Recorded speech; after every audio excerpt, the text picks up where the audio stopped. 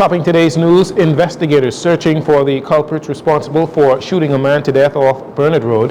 Pintard receives overwhelming support in the F&M's leadership race. The 2024-2025 budget communication set for next Wednesday, and the government finalizing the new NHI legislation.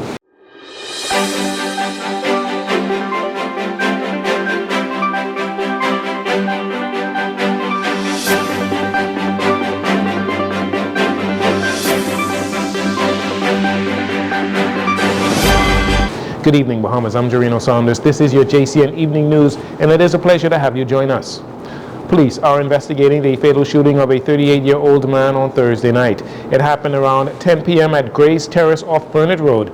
Police reports indicate that the man had just arrived at a residence when he was ambushed and shot multiple times.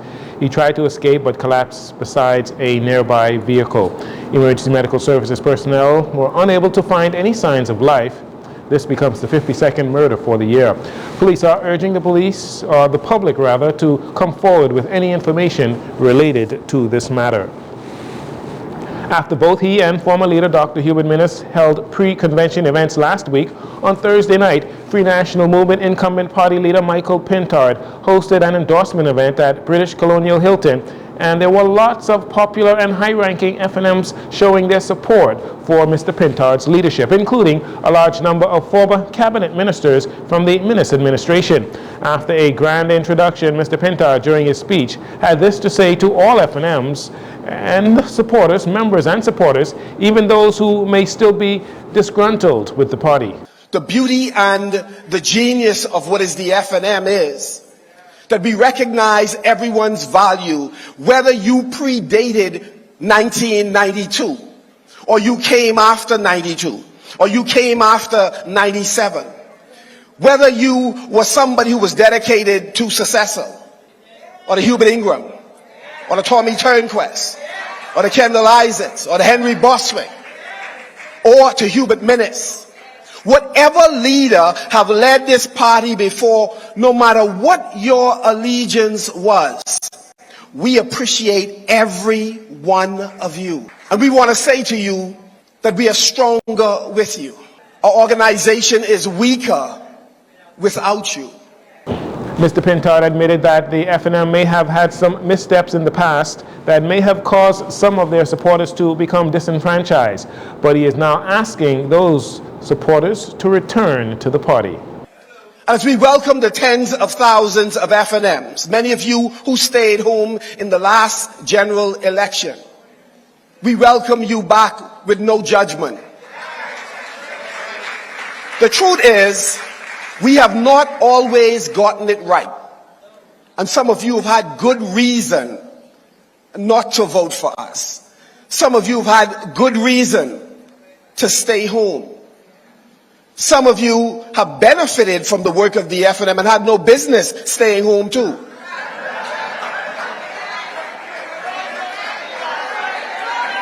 But whatever your situation is, we welcome you back home.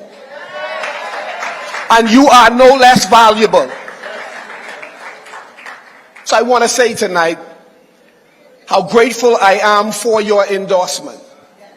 Some of those former cabinet ministers supporting Mr. Pintard included Dionisio D'Aguilar, Marvin Dames, Dion Folks, Ricky Mackey, Sean L. Ferguson, former Speaker Alvin Smith, in addition to both former Deputy Prime Ministers Brent Simonet and Peter Turnquest, who helped to pack the ballroom at the British Colonial Hilton. Senator Michael Halkitis, the Minister of Economic Affairs, today, while at the office of the Prime Minister, sought to foreshadow the upcoming 2024-2025 budget communication by Prime Minister Philip Davis when the House reconvenes next Wednesday. First, he sought to remind the public the purpose of the budget communication.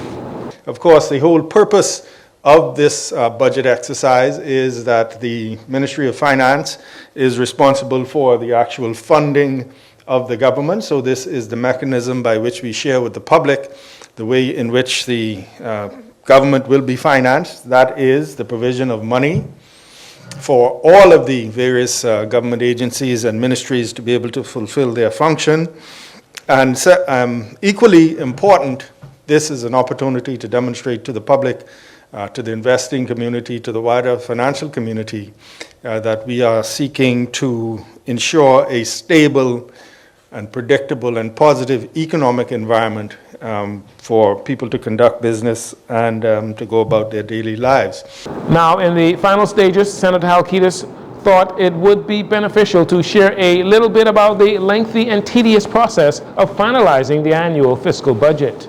Over the past few months, the Ministry of Finance has been in discussions with the various ministries and departments where they have made their requests for money that they need to fulfill their function in this coming year. And we've been having some back and forth and some meetings to refine those requests and put together a budget that takes into account the global economy and what we expect the global economy to do in terms of growth, and what we expect, how we expect our economy to perform as a result of what's happening globally. We take those growth rates and we are able to then use that to make estimates of how much revenue the government will earn, and we balance that against the requests that we are getting from the various departments about initiatives that they want to do or services that they want to expand, or just to continue to fund the services that they offer.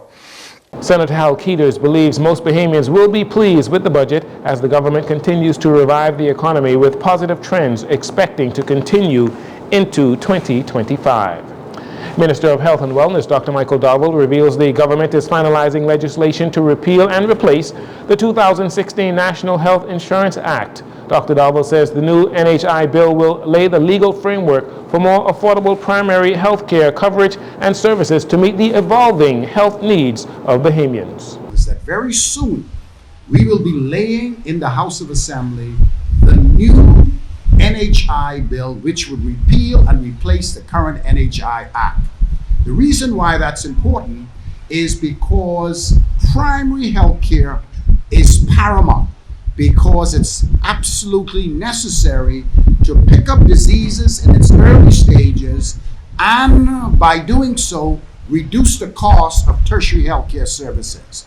Dr. Dowell says the bill will focus on preventative care and early detection to address growing health challenges brought on by poorly managed non-communicable diseases. In this new bill, you will see where a wide cross-section of new screening tools will be added to the arsenal of the current existing tools so that we can do a better job for primary health care. Screening programs for cancer and other specified conditions will be included in the new bill. Dr. Dowell says the government intends on implementing some of these tests as early as this year, introducing them in the next week's budget communication and debate. And finally, in this segment, new management ripping the plastics off the Demetrius Old Folks Home in Fox Hill. As head woman in charge, Nurse Jennifer Munnings led the home's soft opening. The Demetrius home first opened back in 2013 with a capacity of 10 seniors, and now 11 years later, the safe haven for geriatric Bahamians can house 22 seniors. Speaking to Jcn News, Nurse Munnings, making a nod to her 41 years of experience in the medical field, shared her passion for the geriatric community. I was supposed to open up a home, like my sister said, with the government. I don't know who told the government about my vision, but they approached me to take over the Demetrius home, and it's my pleasure. I have a passion for the elderly because I know one day if I live longer, I will become them. So I want to change the culture in the Bahamas, how elderly are being treated. Okay, so as you can see, when you walk through, I have put activities in place for the elderly. They do not just to sit down and just be there or tie them down. They are to be productive in life. And we need to give them the best care ever. The home seeks to house those seniors who are mobile and in stable health, and features 3 sections, including a male unit, a female unit, and an apartment housing 4 males. Nurse Munning says that as she is trying to keep the seniors busy with activities, the home is seeking donations for transportation and other amenities. We urge the public. That's why I have this opening today, you know. This is twofold. I am asking the public, we need assistance with the transportation. Sometimes I have to take them to the doctor, to the clinic, and all of that. We have to go on our field trip. I have to hire a bus to take them. The other day we went on the beach, and you know, we had a whole good time out there, and they were so delighted. So therefore, I am soliciting to the general public this morning in my opening remarks and welcome to please see that Demetrius House gets a bus. Also in attendance at the soft opening was Minister of Social Services Miles LaRota and Charlamagne Fernanda, Acting Director of Social Services. We'll take a break here. We'll be right back after these commercials.